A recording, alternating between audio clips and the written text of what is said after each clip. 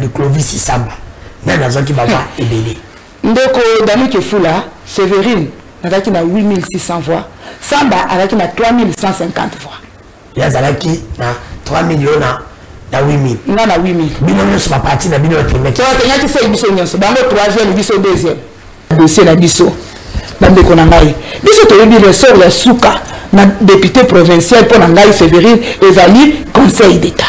Améminga la cour constitutionnelle. Natika qui peut-être pour la yebi que la zone défendre la vérité moko bena kolandela ngoti na souka. Et là nous sommes en train de vous dire clairement de Kodano. Je ne me tairai pas. Pour la cause de la vérité. Nga la kotika pété. Ndeko na ngai bato bazaki na cour d'appel mutu nyonso abimaki na esengo pe ndeko Clovis ba image tozalaki nango alalaki na sai tibiso stobini atikalaki ya kolala po amonaki défaite na mukolo wana nde na yoki ona yebi ambo fete ngai fana landela ko na zongeli ku conseil ba pesa pe même réponse maman oyokaki biso na ba étage assise ya l'état généraux le lenge na lobelaki kuna que toza incompétente toza pe incompétent. C'est la réponse qui m'a été donnée la Cour constitutionnelle. Vous voyez, attends et l'eau connaît. Peut-être Batang Sakié et Awa Mona quitté. À cause de ça qui perd. Azamoutou, l'homme est perfectible. Azamoutou. Alors, par exemple, avoir fait une inadvertance, une mauvaise appréciation des faits. Bon, même, compliqué. Imaginez-vous, maman va valider les lois aïe, on dirait bois. Non, on est où là? Toi, tu sais, maman, Kimia, et la politique, yobi makaka. Bah, on va valider, on chante. Bah, on dirait bois. Ça, c'est l'APK. C'est que je dis, c'est vérifiable. Tu as dit à maman, non, qu'on gagne la tête, bimakaka. Ici, nous interpellons le magistrat suprême. Une minute. Le magistrat suprême. Parce que celui qui a moulé à Azamoutou. Asali nyongo Toroki Mbawapi. Toroki n'est pas tata moko. Parce qu'il n'y a pas plus fort que lui. Celui moi na moko azoyiba nandako. Azoyiba ayibi tina minerval. Tolobite faut que ça papa moi no azamuyibi. Samba azamuyibi à siège. Aujourd'hui niveau mimi ba cour constitutionnelle bazon de mamboka. Donc moi je pense, nous l'ACP, bon mon avis aux Alagi Kimia, ce n'est pas parce qu'on ne savait pas parler, c'est parce qu'on donnait la place à la justice. Mais là maintenant, je vous rassure de Kodanou, Bongama Okolembanga. Surtout dans le dossier où nous avons raison. Pour déstabiliser l'Union sacrée, je demande encore au président de la République, les garants de la nation, le magistrat suprême, c'est la maman Oyo, siège naïe. Pour respecter harmonie na kati ndako. Harmonie même pas, ba voix ya bana ya ntélé. Pour créer la paix sociale dans ntélé. Pour ba bana o ba maman, ba papa, bana o ba voter maman, ba kolingotika la kinyate. Pour bazana no délai. OK? Bana ngona ba forcing politique. Parce que ce qui te dit qu'il y a la forcing politique entre Bisso na MLC, c'est l'union sacrée qui va en souffrir. Et on ne veut pas aller dans ces terrains-là. Tout ce qui va tout bonnement, bâti que la maman a siégé. Parce que nous, l'ACP, ne vous en faites pas. On a tous les instruments, tous les outils pour la retirer MLC mal à l'aise. Mais nous, le cas Sakangai, chambre Oyo et siégeant qui pour la Makamboya, Frida na Samba, yango président nango, azalaki pe président ya chambre Oyo a Sambisaki Ngai na Deko Samba. Azalaki mieux placé, de bango na droit à croiser les deux dossiers pour abimisa arrêt moko. C'est pour vous dire que c'est quelque chose qui était déjà mal intentionné, na kobanda déjà na président ya chambre. A qui ko ça la deux arrêts pour la nini pour atchabouli que na kati bato a comprendre te. Aye ko ça la nzambe pe na bolingo lokolo le bito za na kati nzambe. La conclusion na biso ko kabula biso. Le MLC, c'est un parti politique comme tous d'autres partis politiques. Ceux qui ont yaillé à longuité, qu'on ait quand même cette élégance politique, il y a un baït et batia et du banda bapé ça à longue.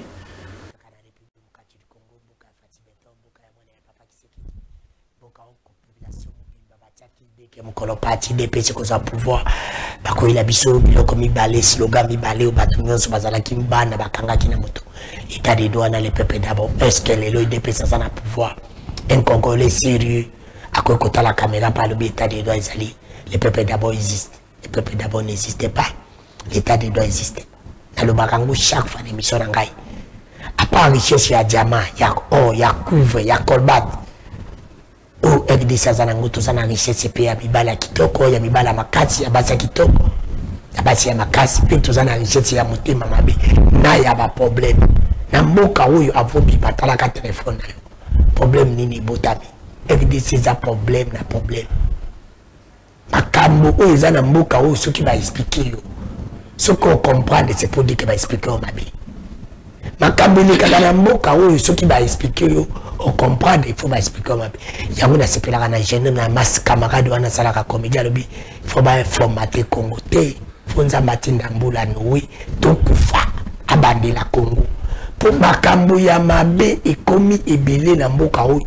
Batu Vakango normal. Lelo na koyamba nani ça na ba dénonciation ezali na koyamba honorable Sévérine Moliba Eli Ansele cette dame na banda kolobila yi batu bayibi dossier wana ti lelo to yebite dossier yango ekatana isuka wapi subitement na yoki kaka balobio samba ya MLC azongi député alongi tena bite fala ya bay ayibisa biso problème ezali ayi mo côté aza accompagné na CGA. Tu m'as arrêté. Il a CP, les amis, ici. Parmi parfois, si le malheur est mort, elle m'a comme si c'était un qu'il faut tenir pour tout le monde sur ma batama.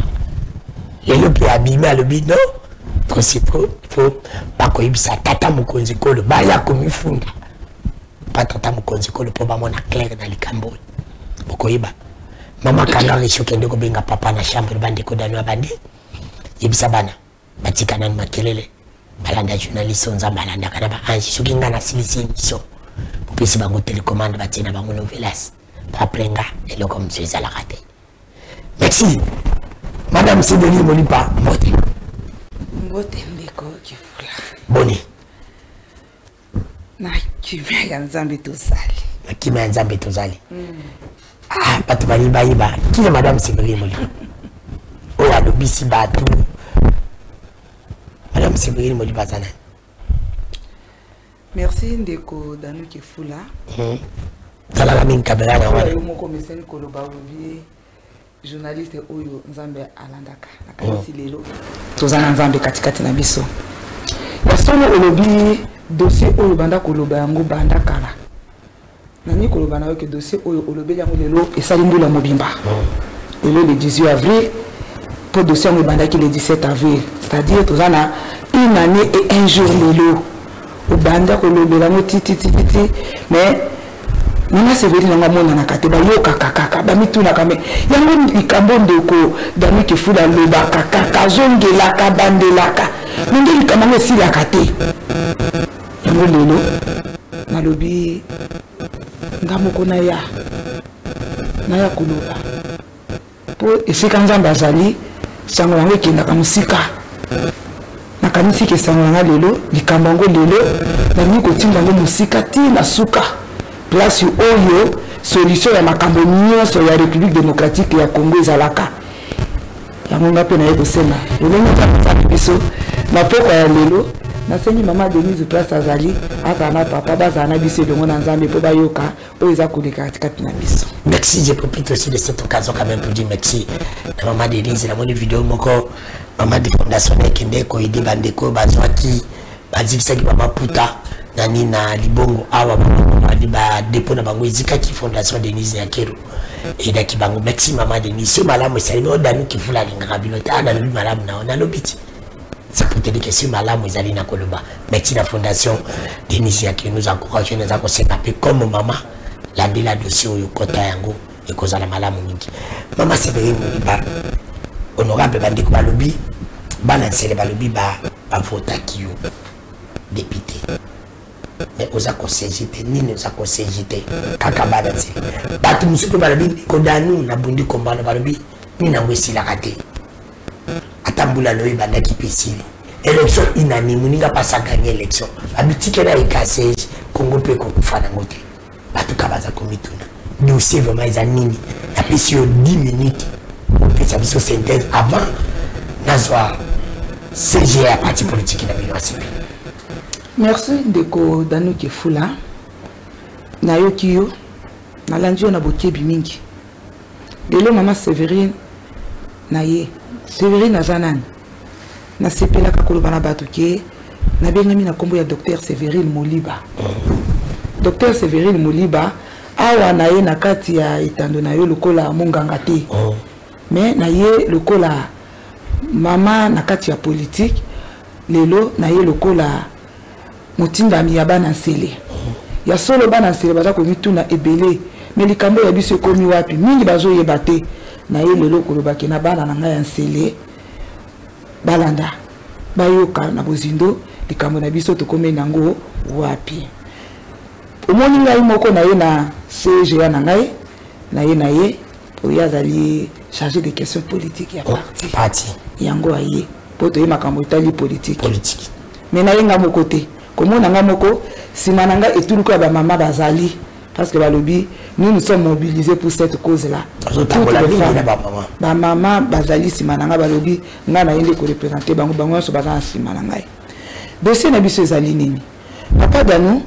nazalaki candidate na nsele esika oyo ya ngai mapondami elekaki malamu lolenge omonaka mwana soki asali examen abimi alobi ya lelo na panzi kobima na ngai na mokolo ya le 20 pe le 21 po biso na nsele élection ezalaki 2 jours tosalaki le 20 pe le 21 nandimaki te ke lelo une année après mama Sévérine na kolobela biso makambo ya mbilinga na kati ya élection te nini toza nango lokola likambo élection lekaki malamu ndeka ezalaka avant publication basondage elekaka mama Sévérine ntango na bando ya kosala baactivité na nga nazalaki kokende ngambo chaque fois nazalaki na activité nasengaka baservice spéciaux baaccompagne ngai baoyo barenseignement bayebaki nini na bandaki kosala na kati ya nsele nasalaki mosala nsele ntango tosalaki élection tozalaki na 76 quartier mama Sévérine natambolaki bakartier ebele ya nsele wana bango na nsele babengaka Jeanne d'Arc élection eleki malamu tobangi na basondage na sondage mama Sévérine ezalaki kombo moko ya mwasi oyo ebandaki kolandisama na basondage so batie kombo bisato parce que les amis communes à 3 sièges kombo mibale ya bapapa na ya mama kaka mama ngonani ezalaki mama Sévérine mais subitement le 21 janvier wana mape na ndako avec toute assurance navandi na salon nazolanda publication oh na sutuka boye nseleleki nayoki kombo na nabi oh comment kombo na bimité je me suis rendu compte que nazaki publié te par la CENI ezanga ite balobi mibeko likonzi ya mboka elobi soki bokei na maponani omoni ke likambo moko esepelisi yo te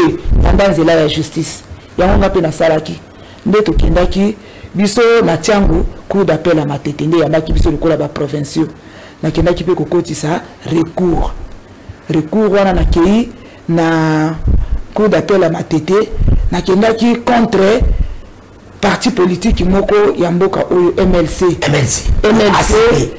ACPA bango ba accompagner candidate na bango docteur Sévérine Moliba contre MLC na candidat na bango Samba Mwamolele Clovis Oazali député les réseaux aussi zali député na lolenge nini ngala yebi yango te yo yebi yango député mais ngala la ko ignorer tokei maponami tokomi na cour d'appel tokotisi mikanda lokola na ninga nyonso mais yakokamwa nakanisaki nazalaki nga moko mama Sévérine contre ndeko wana Clovis nzoka nde tozalaki 8 biso 8 nyonso contre MLC na ndeko Clovis na 8 wana toke tokotisi mikanda mais na biso 8 ezalaka na mama Sévérine nde mikanda na ye endimamaki na ministère public ya cour d'appel à Matete malheureusement nalobaka yango ozali mopanzi sango nayebi ke information nyonso elekaka na mboka oyo lokolo ezalaka na nzambe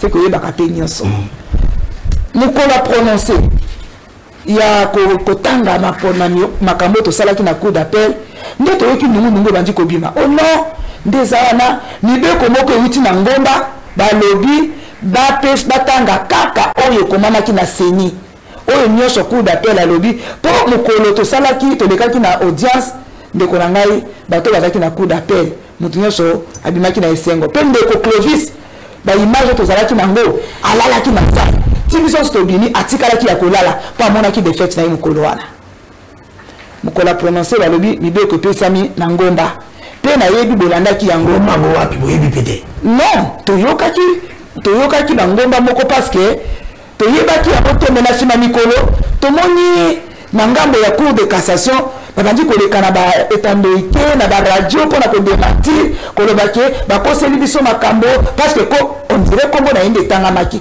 mpe ngai personnellement nalandaka yango na Top Congo nalanda yango mpona kolobaki non likambo wana te bakoselinga nde naye kosuluka na bi yango nzokande mibeko yango eutaki nde na cour de cassation nde totikaki yango bon nakoki mpe kotika te cour d'appel ye apesaki nga mikanda oyo alongisaki ndeko na biso Samba lokola mibeko epesamelaki na ngomba balobi bokanga misu bozwa kaka oyo seni apibliaki botia nde cour d'appel apesaki ngai mikanda oyo bakoyisaki ngai ezali RCE 0035 oyo opozaki ACPA na Mama Sévérine contre MLC na Samba alongi ngai nalobi te nakosuka wana te po nga nayebi ke bana nsele bele bazozela bamona nga nazolobela bango makambo eza na kati ya nsele nde lokola mibeko esukaki na cour d'appel te esengeli kokende na dernier ressort mpo na biso baprovinciaux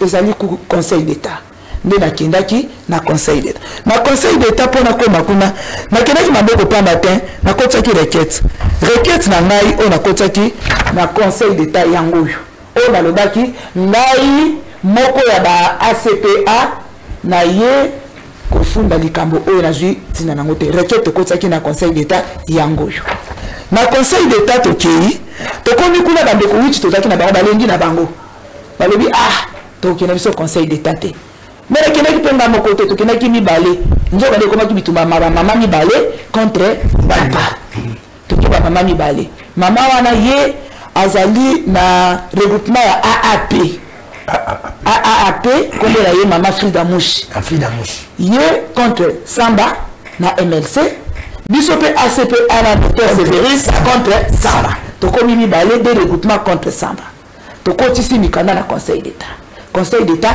ayambi biso abandi pe ba examen na ye kosala ke mikanda ya mama ya AAP bamoni ke ezalaki penza na lolenge te aki dossier wana ba déclarer requête na ye irrecevable na ba puis droit ba lobi soki requête eza irrecevable elingi koloba ke ba continue pas na examen ya dossier wana esukaki na nzela monsieur Samba na MLC batikalaki na ACP na Mama Sévérine l'unique dossier tikalaki toke nango na dossier wana na conseil d'état en date du 17 avril 2024 le conseil d'état atali alobi non siège oyo ebonga oyo ezali ya Mama Sévérine nde conseil d'état aye kosala arrêt oyo bomoni ezali RA 366 na kati ya arrêt oyo na suka balobi conseil d'état asali oyo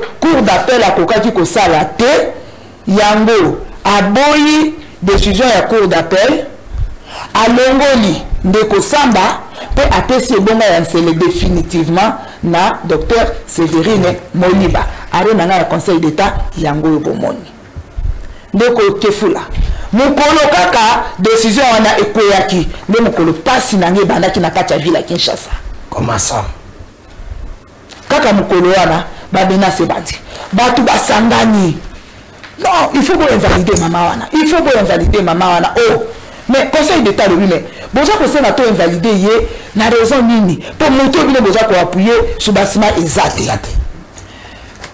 libeko batu bakomi kolandela non yete to komi le 18 to sala yango le 17 ba publier to sepeli le 18 conseil d'état akena lombango ake ko notifier décision na bango na seni parce que seni nde ye un organe oyo il fallait qu'il makambo élection alors qui se bango le bitala to longoli ndeko Samba to ndeko Sévérine le 19 mikanda wana ba pesi na biso regroupement conseil d'état apesa kimbala moko na APK te pona nini batu ya mibeko balobi APK n'était pas un parti au procès bakopesa biso nde toko signifier APK to sala ki yango voilà oyo ezali lettre oyo ACPA a transmetaki arrêt oyo na APK yango lettre totindaki APK pe alobi te ya solo na moni mikanda APK pe atikaki te a répondaki biso voilà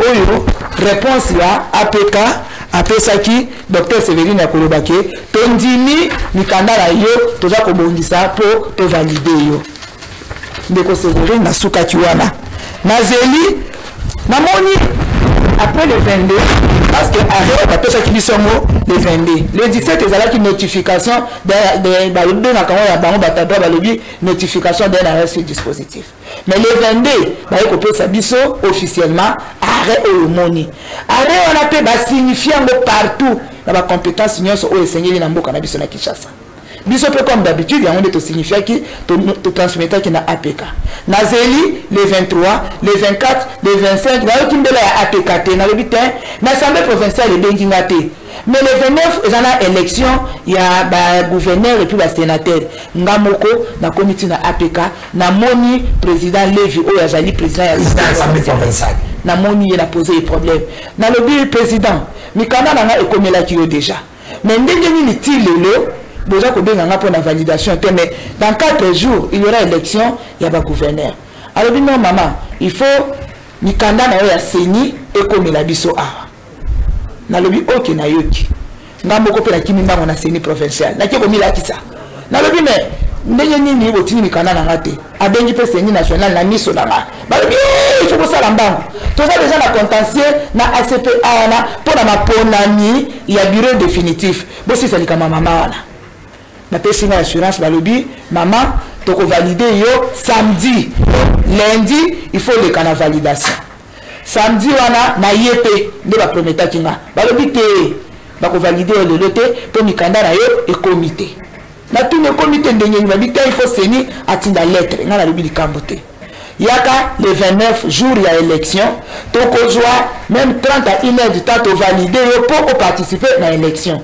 na été le 29 avril première tentative na la validation ya kokota na salle et bandaki le 29 avril 2024 na ye bango bakoti balandisi ngai protocole libanda ajunga akoti singa na kati ya salle na vandi pe na juisika quelques minutes après balobi te mama to ko valider le lote pe na nini dossier na yo awa e komi na noté na laki melo ko sala te babimisi ngai na bimi pe président lobi semaine prochaine to ko valider yo to zelipe seni na date ya le 3 mai seni aye kotinda dossier physique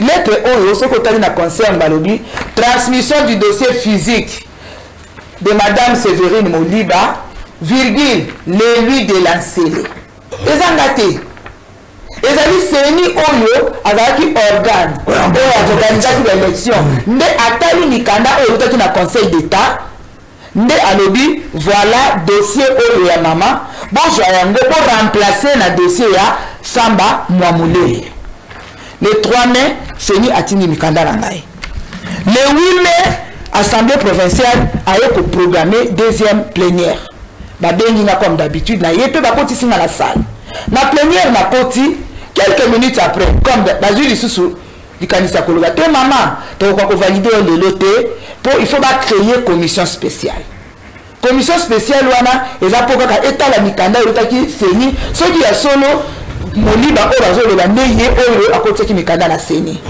yango ezaka na 24 heures pour bandeko o baponani batala mikanda na yo ya kokamwa commission wana ezaki 8 jours batalika mikanda wana te na raté déjà 2 plénières ba pour programmer plénière le 15 mai 2024 troisième plénière ya programmation ya plénière ndeko danu e ko kamisaka ngai ndeko Samba ba invalidaki le 17 avril ba pesi ngai arrêt officiel le 22 mais déjà le 18 ba notifié qui partout le 22 ba pesi biso arrêt ndeko Samba alobi le côté Tokomi le 14 mai, na veille à 3e plénière. Ne konanga même pas la transmission de vite transmetaki. Na yoki li solo na couloir. Balobi te. Assemblée provinciale à lobby. Ajuli kanda moko oza ko invalider Maman Sévérine. Pour tout ce temps, on a dit qu'on a fait la plénière, la validation. Toujours qu'on a couloir, balobi non. On ne va pas la valider d'abord. On laisse le temps au MLC de forcer la porte au Conseil d'État pour invalider Sévérine. Et voilà, en date du 14 mai. Namukanda, ils n'avaient même pas de transmission, mais avocat ya Ndeko Samba a commis l'Assemblée provinciale. Alors, Binini, bon sursoir, validation ya Sévérine, Pambate, Bissopé Tozaki, arrêt le 17 avril. Arrêt Oyo, ils avaient Réa 380. Yango, ils avaient arrêt Oyo, Ndeko, regroupement AAP, Ndeko Frida Mouchi, Samba qui contre Ndeko Samba na MLC. Wana boyoka kike Conseil d'État atala qui même pas mikanda on avait dit non la requête est irrécevable à côté qui même pas na bozindo mais la conclusion va le dire la requête est irrécevable mais ce Samba est provisoirement élu mais le cas misakangai chambre oyo et siège qui pour na makambo ya Frida na Samba yango président nango azalaki pe président ya chambre oyo asambisaki ngai na Ndeko Samba azalaki mieux placé nde bango balobaka na droit à croiser les deux dossiers pour abimisa arrêt moko. C'est pour vous dire que c'est quelque chose qui était déjà mal intentionné na kobanda déjà na président ya chambre ake kosalela deux arrêts pour la nini pour atabuli eto na kati ya bato a comprendre te aye kosala nzambe pe na bolingo lokolo bito za na kati ya nzambe. La conclusion na biso eko kabula biso na décision na bango 380 balobi la requête est irrécevable mais ce Samba est provisoirement élu tout le monde na kati ya droit to songa na kati ya calcul ya bana ceux qui balobi eloko moko eza provisoire on sous-entend na sima nango définitif ekozala na arrêt oyo ya Maman Sévérine contre Samba balobi la requête est recevable et fondée. On a annulé la décision du premier jusqu'à la cour d'appel. On a invalidé M. Samba et on a proclamé définitivement Madame Sévérine Moliba. Et l'unique kolobake Samba awa azaki provisoire. Kuna Maman Sévérine aza définitif. Nekolanga dami kefula. Yé provisoire nga définitif. Na Nicole Sika. Makani seza yangai. Mikanda ana mibale ekomi na assemblée provinciale. Ebe timbutu makele le bandi. Na kati ya commission wana bazalaki 9 balobi non. Ce ne sont pas des dossiers connexes. Bon valider maman en lobby.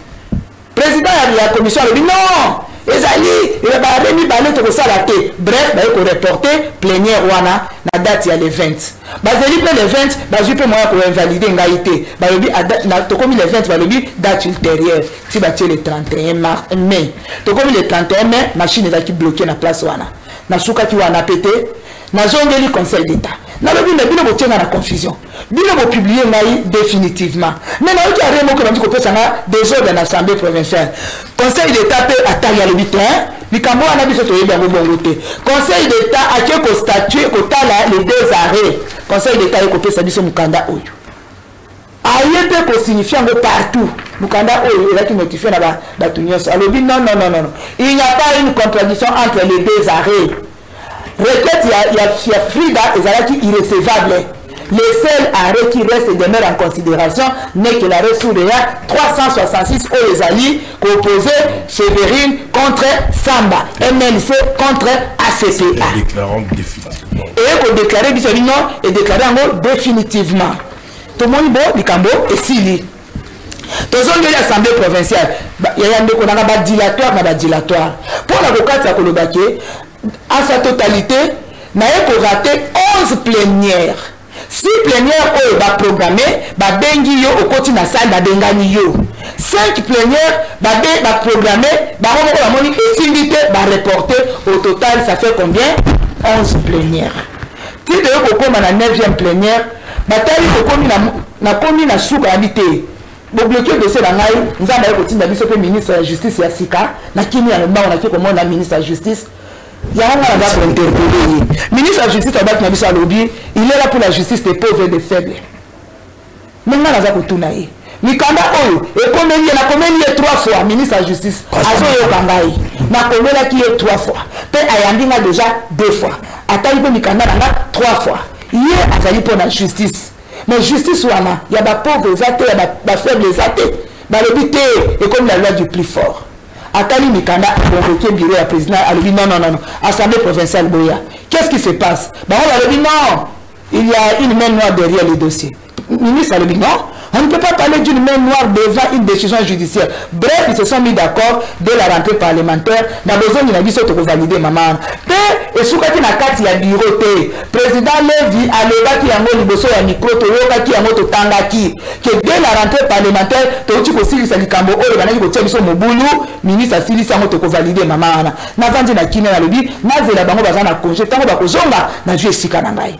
To komi na suka ya congé na yoki mbutu non ndeko samba abandi kokende kozwa crédit lokola député na lobi oh mais ye ebongo ezana akozwa crédit na bité pour comment dans la liste te na bazwa liste wapi balobi na na cour d'appel na zongeli cour d'appel mais ndenge nini boji mikanda botindi liste définitive te cour d'appel par le bitin problème ezate ayiko sala liste définitive au bon moment oyo ezali liste définitive ya ba députés provinciaux ya ville province ya Kinshasa. Président cour d'appel 48. Alors oui non, na kati ya liste ya Kinshasa de remplacer Kombo ya ndeko Samba na maman Sévérine. C'est pour ça yesika elle doit valablement siéger. Eza na kati ya mikanda oyo. Na toke na ba notifier ba tinde liste APK ba tinde linga pe lettre. Maman kala to konu ba jongisa yo ba pesa yesika na yo. Toujours dans l'Assemblée provinciale. Nous avons un dilatoire de continuer. On peut le mot été. Bâtir date, va reporter dans le mot. Si tu communes à 9e plénière, il y a date, il y a le 17. Le 17 octobre, bâtir date, il y a le 16, mais comme ça, Monique, raison, mon dilatoire est athée. À Juni Kanambango, à qui na cour constitutionnelle. À lui, n'a que comme inconstitutionnalité, la dossier, la bisso. Bande Konangaï. Bisso, tu veux dire, ressort la souka.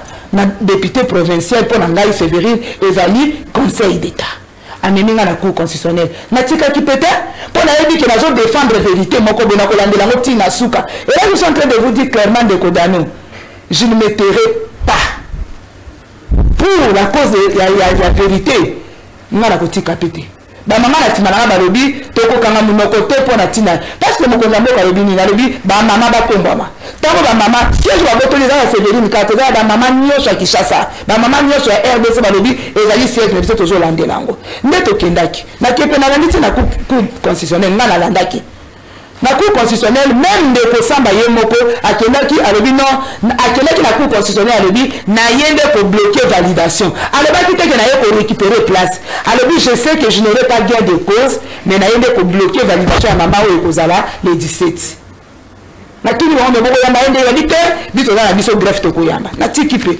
na yebike na dans la cour constitutionnelle et si ka mibeko ya mboko esuki et si ka justice to biso ya litomba ikosalema na zali komi tumisa mate na vandi na tie ko landanga moko na landeli na état généraux ya justice oyo ministre Mutamba attaque na landeli justice moko moko na kutani na libaku ya ko landela cour constitutionnelle ba lobela erreur matérielle en contentieux électoral na kati ya ko expliquer la cour constitutionnelle ba lobi likambo moko oyo kokani na dossier na ngai ba lobi toujours exemple ya député provincial moko aye ko saisir cour constitutionnelle en inconstitutionnalité ata sali nyonso ata lobi nini akotika la jamais ko joie raison parce que tozali incompétente na landango la d'assise ya état généraux nga Sévérine ndela yoki on a bien bon c'est que ngai fana landela ko na jongeli ko conseil ba pesa na même réponse maman oyoka kibiso na ba état assise ya état généraux le ndenge na lobela ki kuna que toza incompétente toza pe incompétent c'est la réponse qui m'a été donnée la cour constitutionnelle.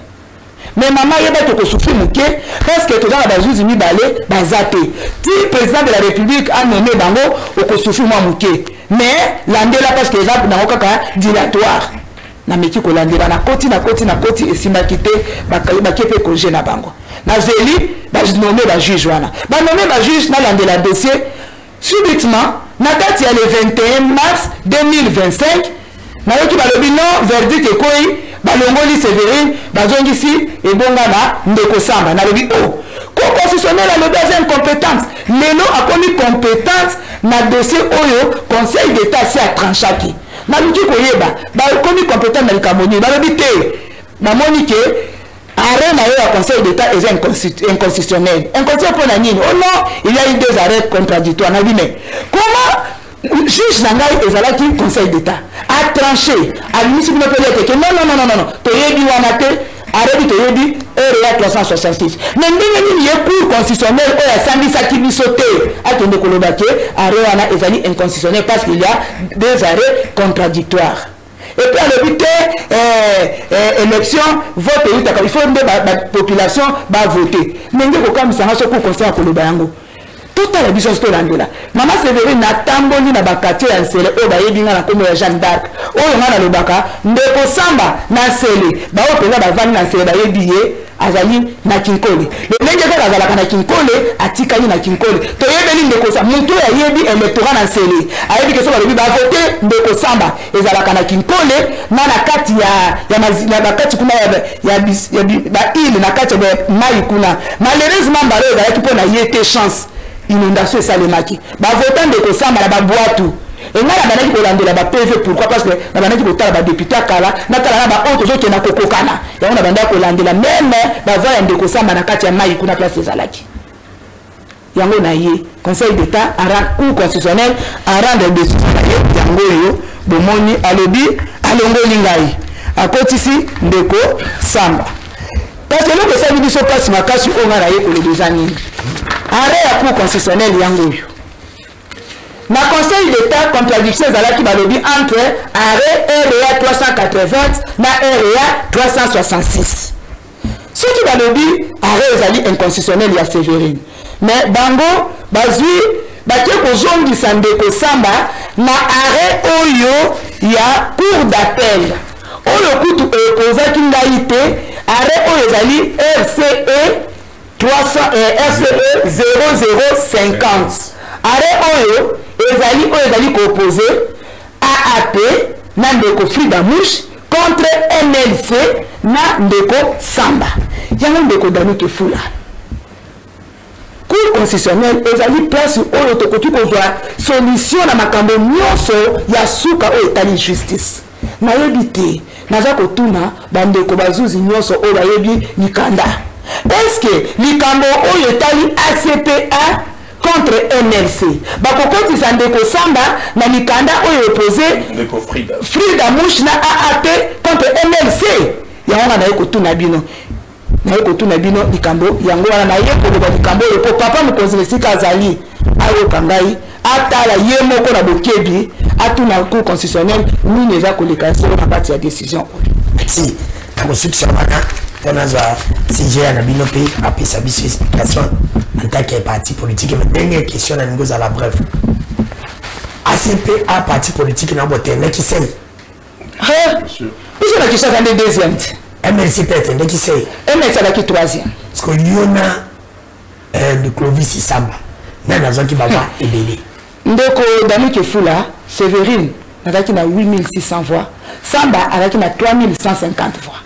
Il y a Zalaki na 3 millions na 8000. Non na 8000. Bino ne sont pas partis na bino te mettre. Tu as qui c'est biso nyonso. Bango troisième, biso deuxième. Merci. C'est ça. Bon. Nazongeli na tiki na ngai na na rapidement na quelques minutes na zaka 7 minutes na tunio parce que on sa politique. Dossier oyo na moni ngo za dossier moko politique. Mais nada yibi dossier na bande ko lobela cette dame depuis très longtemps. Bino pour ça ba politique. Ba bi menwa heureusement on est aveugle à quoi ba menwa za na dossier. Pourquoi vous étiez ou depuis très longtemps pour nous collader là comme parti politique parce que Sergio Yazali collader les a été zaya bino ACP mais la population va voter qui pour aller nous élus petit les deux à la mode la femme on fout le monnaie pour tomber qui n'a pas tenu pour le dossier alors que les amis nous bino la ignoce. Merci Ndeko-Dano moni maman pessimino chronologie de fait. Bah forcément que boyibi keza na mulili yango ba forsaka mais loko eza ça clair eza loko la maille ya rose oko forcer yango pona nini ça veut dire c'est tellement clair ça veut dire moi to ningi sezate parce que ato kangi miso oyebi ke 8600 mutazu 3150 mutango nani mama azwi ndeko samba betie c'est les balobi Mama Sévérine. Ça veut dire, même dans le normal, dans le bon sens. Ce que Zakatekar, il y a 2000 voix, 1500, non. De 8600 à 3150. Le parti a travaillé au travers son cadre, ce candidat à la mission Zakiwana, Mama Sévérine. Abundi, à Longhi. Alors pourquoi nous on doit continuer à forcer? Tout ce qu'on a fait c'est suivre la procédure. Toquer la cour d'appel, Mbutu Tolobi, bon toquer la dernière ressort. Où est Makambu ya élection? Tokomikuna, élection provinciale évidemment. Tokomikuna, maman Zugen des causes. Bandekona APK Babandi manigance. Ça veut dire, on dirait APKza conglomérat ya ba camarades. Basangani balobi to boyo to lingiye. Non, ils n'ont pas ces droits-là. Le MLC, c'est un parti politique comme tous d'autres partis politiques. Ceux qui ont yaye à longité. Qu'on ait quand même cette élégance politique, il y a Rolobaye te batia et banda ba pesa wa longi. Bango la lobi ba repesa a été pour yaza maman. Oh. Alors, mais tata Mokonziko a évité. Ça veut dire non, tous on a besoin de maman qu'on bouger ordre, topé ça à moi dans mon bali. Et ils ont commencé des manigances. Tolobi la maman Zala Kimia Tika télévision. Vous voyez, d'abord on ne pensait pas que c'est un problème politique. Nous on se disait c'est un problème juridique. Et nous en tant que regroupement ACPA, on était réservé mais parce qu'on se disait ça valait pas la peine. Mais tout le combat, la plus haute juridiction, il y a Papa Kamuleta, Oyo Penza, côté Maël et Nyon Sesuka. Mais au moins,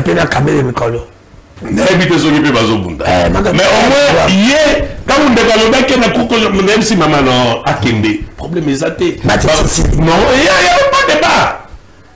Tout le monde a ici négocier Mazonga. Oh!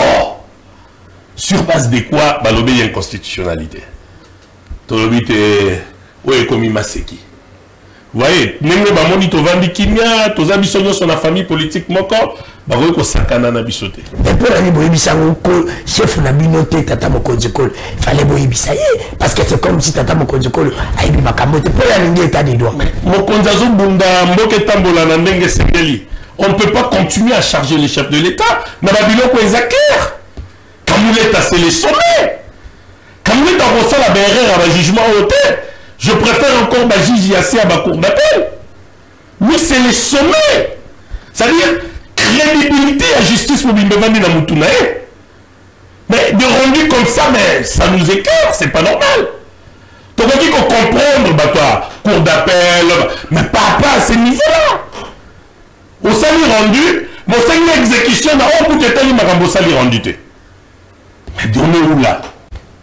Et puis pire encore, on accepte un déco, comment il s'appelle, Sambara siégé, sans que même pas notifié. Il y a des choses à conglomérer à Baninga à Pekawana. En principe, parce que là, Maman Gagnaki, dans le Conseil d'État, a Gagnaki, dans le dernier ressort. Il y a juridiction naturelle dans Bango. Ça veut dire bah, proclamer définitif. Il y avait de plénière pour valider. Ça veut dire que tout Baza qui est convaincu que Nekosam Baza déjà invalidé. Ça veut dire que nous avons dit qu'on sans que la commission à PAJ est statuée, même un dossier na plénière, pour plénière, il met à moto à Zongi. Mais du coup, président de l'APK, monsieur l'honorable Lévy, n'a congloméré à bateau Bazo Kamba, qu'on dirait mutuelle d'amis. Sans, s'il vous plaît, hein, sans être notifié.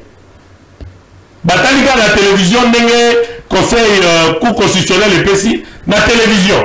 Non, on est où là? Mais c'est une question pour ne pas vous prendre beaucoup de temps, Nabi Korobimisa. C'est dans le bon de Kodano, c'est la haine à l'ingabino, t'es dans sacré pour eux, pensa, Makababi, depuis la bota, Malatamboli, t'es dans la République qui a mis na maille. Non, mais pas confondre Union Sacrée, il y a certains acteurs animés de mauvaise foi, parce que ça c'est le lobby, tout le monde qui est balingi mamaté. Parce que comment on a maman mais tata Mokonjoko la lobby, il veut promouvoir des femmes. Et puis maman a bêti bango makofi. Parce que l'élection, on est sur terrain, je vous rappelle, c'est 8600 voix. Yesam a dit 3150 voix. Ça veut dire que la cour d'appel, tu as le conseil d'État. Babimisi, oh maman lobby, babimisi décision superposée. Conseil d'État lobité confusion dans la boutique à monter. À combien lettres à lobby wana nyoso eza manigas oyo yanga eza mama oyo. Mais une question vous comprendre. Vous comprenez très bien. Balobi oyo mama oyo ndazi ebonga wana. Et elle n'attendait que la validation. Il y avait même des plénières programmées pour cette validation. Moi, autant de fois j'ai vu le président de la PK. Combien de fois il m'a dit, ok, on attend que rentrer, tout valider, problème des athées. Et puis il crée encore une autre manigance, non, mais écoutez, on est où là? Mais c'est ça. Alors nous, en tant que formation politique, c'est ça, formation politique, maintenant vous allez faire. Non, on ne va rien faire si ce n'est que Bazoum Samama dans ses droits. Vous voyez, je répète encore, on a beaucoup de respect pour la Cour constitutionnelle. Ça veut dire on suppose que c'est les sommités du droit. Vous voyez, attends là et l'on connaît peut-être bataille de Sakié et Yawamon a quitté. À cause de ça qui perd. Azamoutou, l'homme est perfectible. Azamoutou. Alors par exemple, avoir fait une inadvertance, une mauvaise appréciation des faits. Conseil d'État Sambisi, autant d'audience. Babini c'est un jugement. Basali manigance va confirmer qu'un jugement que maman a élu définitivement. Le Conseil d'État, ils ont ici maman la décision de la première échelon de la cour d'appel RRC 0050 qui n'a rien à voir avec maman. Maintenant on s'est dit parce que la décision cour constitutionnelle est saisie APK avant M. Samba a côté à l'Assemblée provinciale. À la Kisabango, décision wana oyo écotissier. 005. Mais c'est là, n'a rendu à conseil il y a cour constitutionnelle. Bah, ok, on déclare inconstitutionnel, décision à cour, il y a conseil d'État. Nous leur concédons.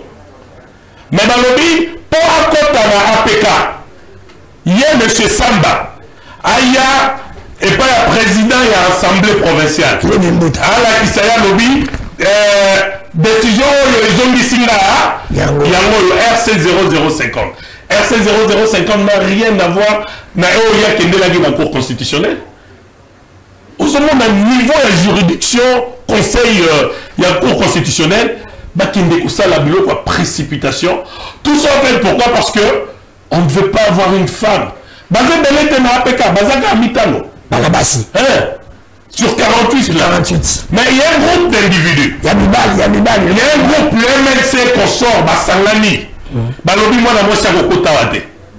Tokoki bo biso na biso mibali. Maman 5 euros et suki bongo. Bongo meri ba meri na péage. Ba compliqué ya. Imaginez-vous, maman ba kolobane ba ko valider lelo aye, ba ko benga non dirembois. Non, on est où là? Toi, tu sais, maman, Kimia, et la politique, Yobi Makaka. Bah, on va valider, on chante. Bah, on dirait, moi. Ça, c'est l'APK. C'est que je dis, c'est vérifiable. Tu as dit à maman, non, pour gagner la tête, Bimakaka. Ici, nous nous interpellons le magistrat suprême. Une minute. Le magistrat suprême. Parce que j'ai dit Kamoulette à Azamutu. Asali Nyongo, Torokimba wapi. Torokimba n'est pas Tata Moko. Parce qu'il n'y a pas plus fort que lui. Celui moi na moko Azoyiba Nandako. Azoyiba, Ayibitina Minerval. tolobi te photo ya papa mwando aza moyibi Samba aza moyibi ya siège MLC eza moyibi ya siège oyo ACPA il faut bazongisa la maman siège na ye ok ce que ezalaki que il y a des zones d'ombre biso tobanda obima te tovandaki kimia mais là tovanda sous kimia te il faut maman zonga na esika na ye on ne peut pas permettre un parti politique oyo travailler makasi te na terrain oyo maman travailler parce qu'elle est une femme non pas du tout Abouli a continué à sensibiliser. Elle avait tout un projet où elle a cumulé un projet de société à ACPA. Il y a ACPA a présenté Bandeko la lobité Molobi la biso faisait la 8600 voix. Motazu 3150 voix. Na majini ni motana cause siège, bango ni balé ba atteindre seuil. Ba dis-moi, wana tout il a kena bino na ba juridisme était. Na bi na bon sens. Motazu 8600 voix. Yozi 3000 ça parce que nous sommes cumulés à Samba la liste et ça a dit 3379 voix. Hier on a dit 3150. Ça dit bah nous sommes basangani bah comme même pas 4000. Mais hier beaucoup 8600 voix. Ça dit bon la mouki karaboye bah na ntélé. On va poli molobeli na bango. Vous venez comme ça non, ce n'est pas bien parce qu'elle est une femme. Biso to telemeli yango yango ndeko dalu to sengi na mokonzi ya mboka message pas là po epa ya kamuleta biso to kokoma lisusu te ok to leki kamuleta to kepa ya mokonzi ya mboka to kepa ya maman Denise oya za maman ça veut dire si le chef de l'état aza beaucoup occupé azali champion ya masculinité positive. Mon salaire chef de l'État, il faut propulser ma maman. A créer équilibre institutionnel, la représentativité. Maman ou Burundi, Abimisi Motoki, 8300 voix. Ndeko Samba Clovis a vu 3150 voix.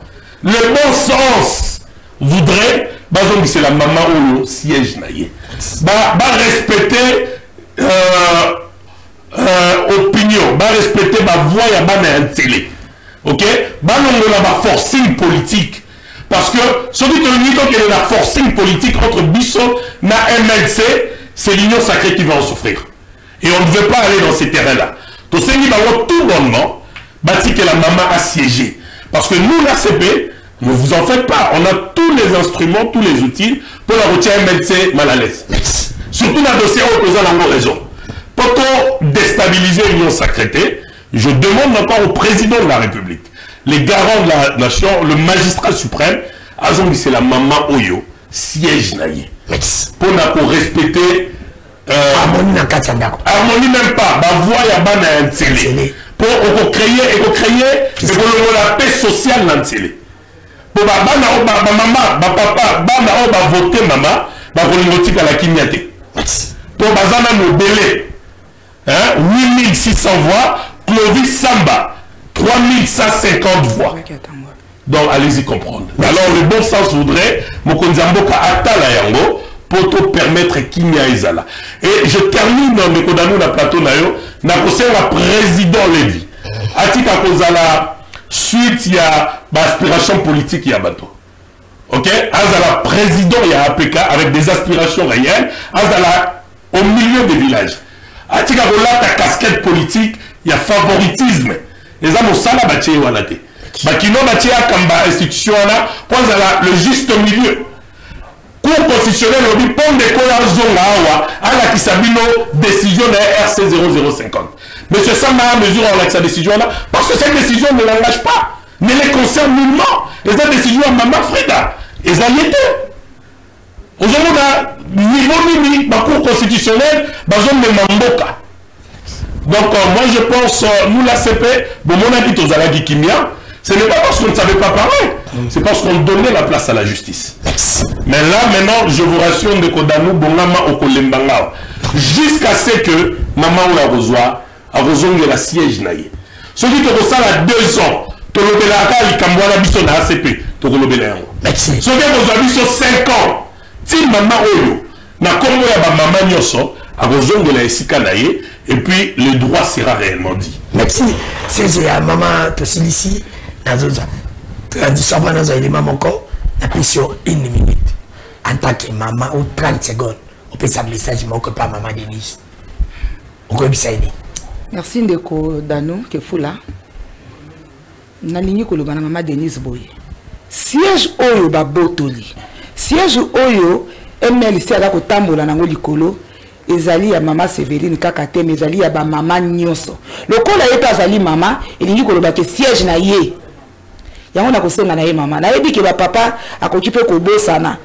Mais na kosenga na maman Denise akota likambo oyo po ba maman batelemi. Omoni lelo moninga na ye yeba ke Nicolas Sima ba maman pe muspazo ya po balobi to telemi po to moni ke to landela ki likambo ngai surtout ndenge bango balobi to bana ko tela juste moi je me disais to zali union sacrée to zali bana ya tata moko ezaki likambo leki na kati ya ndako na biso nga na yeba kaka matata lokolo ezalaka na ndako suka ekosala nini ekosila yango bomoni tovanda kikimia mais tu vas comprendre que en mal de patience ce mal a atteint son point culminant et surtout que ça va atteindre quoi le ressort ya likolo ya mboka.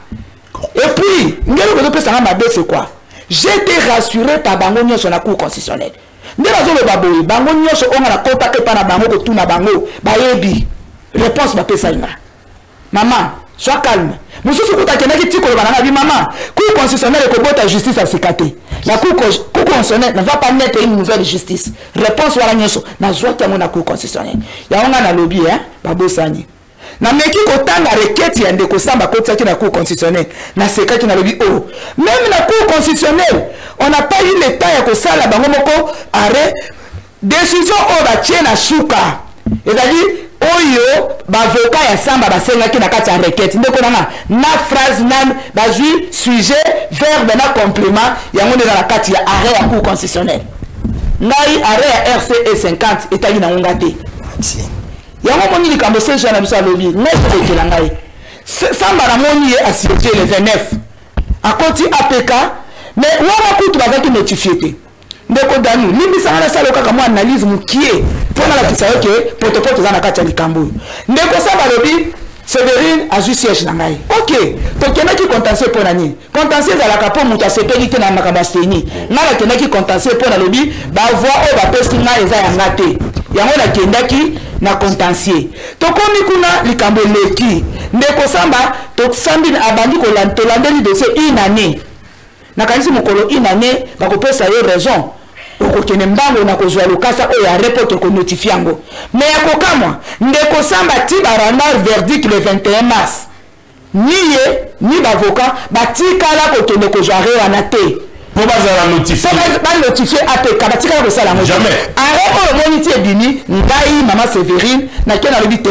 pour na landela likamifo na ba preuve nde na ke kozwa arrêt ngai nde mutu na kei na futi na jouer arrêt nde na grâce nanga ba notifier APK mais wana ndeko samba balaki déjà ko siéger yango na ko mituna a siéger qui a contacté l'Assemblée provinciale na Mikanda nini et puis ami balé cour constitutionnelle a lobi nini elle ordonne ba lobi oui arrêt Sévérine est inconstitutionnel mais elle ordonne par ordre de régulation à l'Assemblée provinciale d'appliquer l'arrêt RCE 0050 arrêt wana tilelo et comme il a mis APKT mais ndeko samba azali akoti ba valider ni njoka ne arrêt on est comme pour la nini pour la vie que na kati kuna comme maman Sévérine ezate oh il est dans bimaki libanda azali ko samba na nani na Sévérine mais tant ba ko koti sa ye arrêt o ku ko sesa na koti sa ye za arrêt oyo asambi na ndeko Frida yango moni bazo ko quand même pas ko la kisango bongo APK ayambi na lolengeni yango ngana bi maman Denise likambo oyo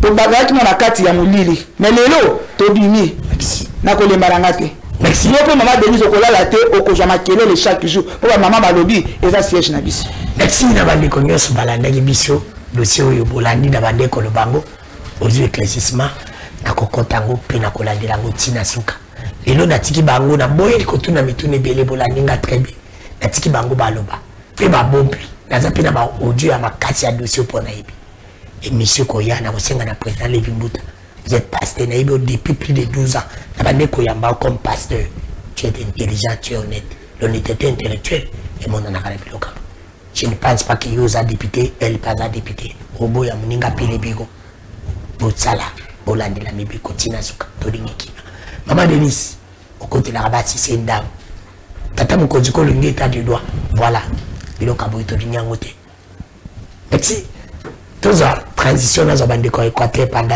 1 minute. Je vais taper ma seule. On a fait l'équateur Mbutu. Vidéo, il y a province à Maïndombe, gouverneur, quand ce vanille d'abord, il continue. La action d'ailleurs, les gens qui continuent toujours Maïndombe, tout ça comme bunda. Les lois qui copient ça bâtisse. Na Maïndombe, pour la déco, bazaï na pauvre bâtisse. Tous les images na cima, tous les décor équateur. Pour l'anda. Désormais, les patients fréquentant l'hôpital général de référence de Bolobo ne connaîtront plus les problèmes liés à leur prise en charge suite à la dotation d'un lot important de médicaments, dont du PDCS via la Banque mondiale, partenaire du gouvernement de la République démocratique du Congo. Lors de la remise officielle de ces médicaments au médecin chef de zone de santé de Bolobo, le gouverneur du Maïndombe, le bon Kosokevani, a indiqué que il y a pas mal de problèmes ici à Bolobo, comme vous le savez, il y a eu des conflits, donc il y a pas mal de malades, pas mal de blessés et tout consort, et surtout, nous avons des militaires qui sont venus en appui pour qu'il y ait la sécurité ici à Bolobo. Et donc, ces militaires-là doivent aussi quand même avoir des soins ici. Il fallait qu'il y ait ce lot important de médicaments. Et bien voilà, nous l'avons. C'est ce qui fait un peu ma joie. Flatté de la réaction rapide du patron de l'exécutif provincial du Maïndombe, Dr André Asuka Akokonguba, alors médecin-chef de zone de santé de Bolobo, exprime son sentiment d'allégresse. J'ai un sentiment d'allégresse, de joie pour cette dénouement de problèmes qui a été posé. Tous les problèmes qui ont été posés à son excellence ont trouvé solution ici. C'est une marque de considération pour ces administrés qui sont ici. Ils avaient des problèmes, le médecin directeur exprimait les besoins, comme vous le savez. La plupart des blessés se font soigner ici et l'hôpital s'était fait vider de tous ses occupants et l'hôpital avait connu une perte énorme. Et puis aussitôt, il a résolu les problèmes et puis nous avons vu le médicament arriver. C'était exceptionnel parce que j'ai dit aux amis, c'est la première fois d'avoir ces dénouements d'emblée comme ça. Pour nous, ce sont les remerciements que nous adressons à son excellence, monsieur le gouverneur de la province. Le médecin directeur de l'hôpital général de référence de Bolobo a pour sa part salué l'acte posé par le gouverneur Lebon Kosokevani qui pour lui a intervenu avec promptitude au cri de cette structure sanitaire qui avait connu une rupture en médicaments suite au conflit communautaire. Docteur Edouard Mbianchou Monsengo. Premièrement, je tiens à remercier son excellence, monsieur le gouverneur, parce qu'il ne cesse d'agir promptement. Cela était pour nous un plaidoyer, mais la réaction était automatique. Alors pour nous, nous confirmons que réellement c'est un père pour nous et actuellement il a garanti la sécurité sanitaire, que cela ne soit pas son dernier geste et nous espérons que prochainement, si jamais nous prions, ils seront toujours sensibles à notre cri de secours. Il s'est déplacé que l'intervention en médicaments du PDCS via la Banque mondiale dans la province du Maïndombe pour ces lots s'élève autour de 85 millions de dollars américains. Aussi, demande de compatir avec le malade. Comme vous le savez, donc les gens sont démunis. On ne faut pas trop demander aux malades.